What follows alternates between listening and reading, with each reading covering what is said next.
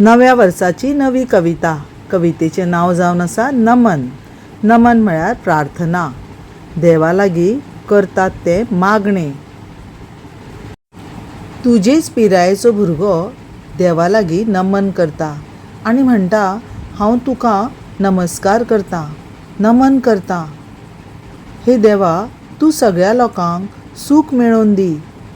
दोनूय हात जोडून हांव तुका नमन करता, तुजे लागीं मागणे मागता. म्हजी अशी ल्हानशी मागणी आसा आनी ती मागणी तूं मानून घे देवा. आमकां ज्ञानाची शक्ती दी आनी समाधानी पोटभर जेवण दी.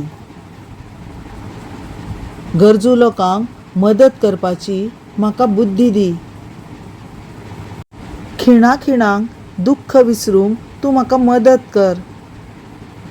म्हजें मन जिद्दी आनी जिखपी अशें कर आनी म्हज्या काळजान देशाचो अभिमान भर.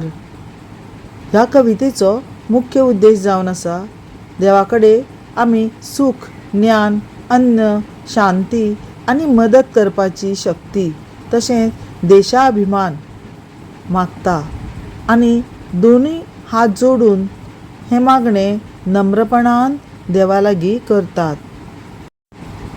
आनीक एक म्हळ्यार देवा लागीं मागतना आमी सगळें सूख, ज्ञान, अन्न, शांती, मदत करपाची शक्ती हें सगळें आपल्या खातीरच न्हय तर सगळ्या लोकां खातीर मागतात.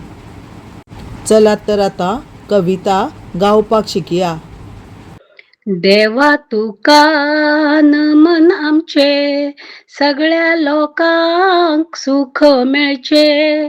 दोनूय हात जोडटा ल्हान, मानून घे मागणे सान.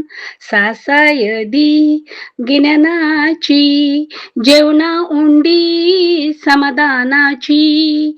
आदार दी गरजेवंतांक, विसरू दूख खिणांक.